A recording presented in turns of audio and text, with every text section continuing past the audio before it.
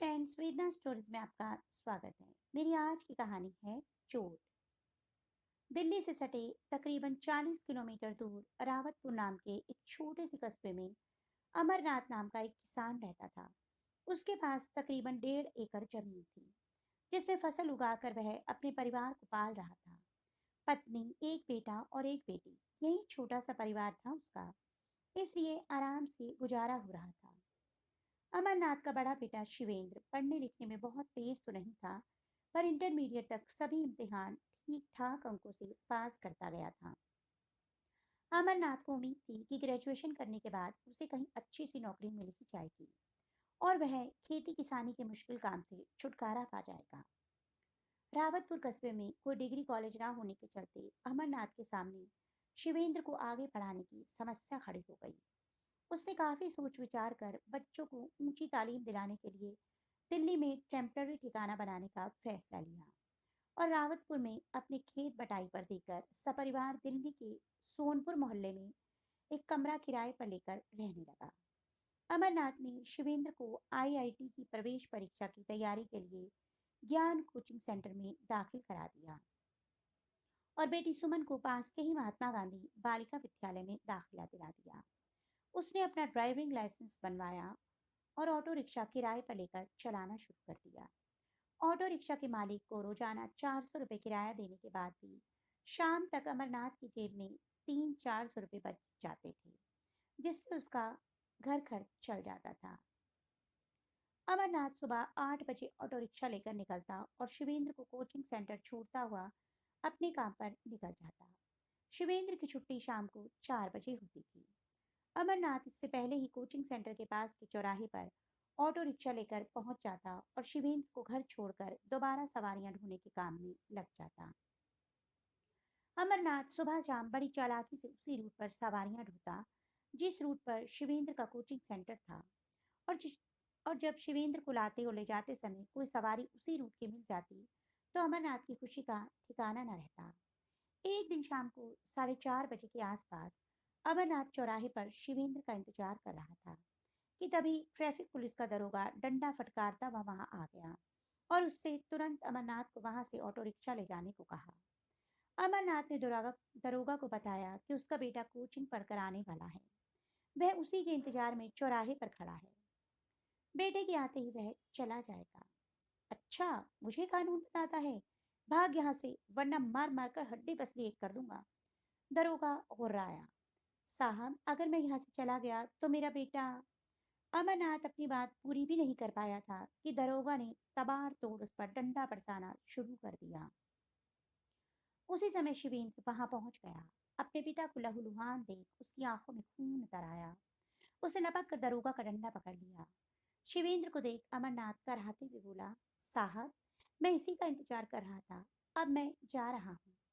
अमरनाथ ने शिवेंद्र की ओर हाथ बढ़ाते हुए उठने की कोशिश की, तो शिवेंद्र ने दरोगा का डंडा छोड़ अपने पिता को उठा लिया और ऑटो रिक्शा में बिठाकर ऑटो स्टार्ट कर दिया। शिवेंद्र ने दरोगा को घूरते हुए ऑटो रिक्शा चलाना शुरू किया, तो दरोगा ने एक भद्दे सी गाली देकर ऑटो रिक्शा पर अपना डंडा पटक दिया। इस घटना के 3-4 दिन बाद तक शिवेंद्र कोचिंग पढ़ने नहीं गया। हथेली जख्मी हो जाने के चलते अमरनाथ ऑटो रिक्शा चलाने में नाकाम था। इसलिए वह घर पर ही पड़ा रहा और घरेलू उपचार करता रहा। घर खर्च के लिए शिवेंद्र ने बैटरी से चलने वाला ऑटो रिक्शा किराए पर उसी ऑटो मालिक से ले लिया, जिससे उसके पिता किराए पर ऑटो रिक्शा लेते थे, ताकि ड्राइविंग लाइसेंस का झंझट न पड़े।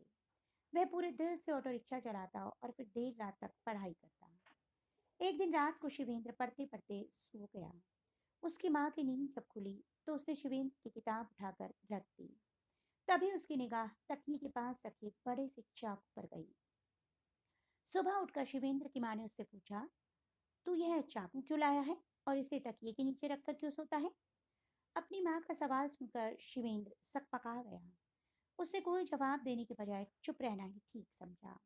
उसकी माँ ने जब बार बार यही सवाल दोहराया, तो वह दांत पीसते हुए बोला, उस दरोगा के बच्चे का पेट फाड़ने के लिए लाया हूँ, जिसने मेरे पापा की बेरहमी से पिटाई की है।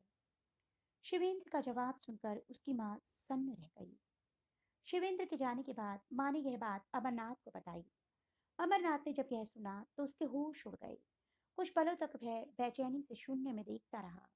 फिर अपनी पत्नी से कहा, तूने मुझे पहले क्यों नहीं बताया? उसे घर के बाहर क्यों जाने दिया? अगर वह कुछ ऐसा वैसा कर बैठा तो? रात को 8 बजे तक ऑटो रिक्शा वापस जमा करके शिवेंद्र घर लौटा और दिन भर की कमाई पिता को दे दी।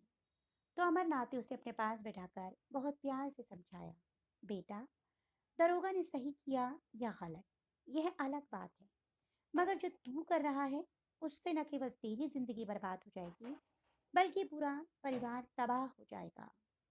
हम सबके सपनों का आधार तू ही है बेटा। इसीलिए दरोगा से बदला लेने की बात तू अपने दिमाग से बिल्कुल निकाल ही दे।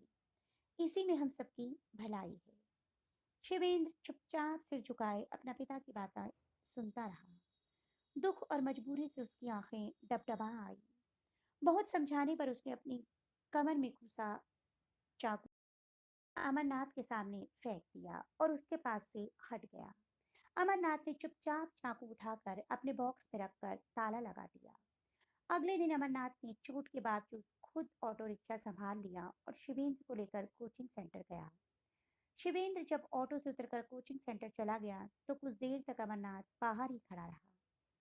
फिर कोचिंग सेंटर के हेड टीचर, जिन्हें सब अमित सर कहते थे, के पास गया और उन्हें दरोगा वाली बात पूरी बताई। अमित सर ने अमरनाथ की पूरी बात सुनी और उसे भरोसा दिलाया कि वे शिवेंद्र की काउंसलिंग करके जल्द ही उसे सही रास्ते पर ले आएंगे।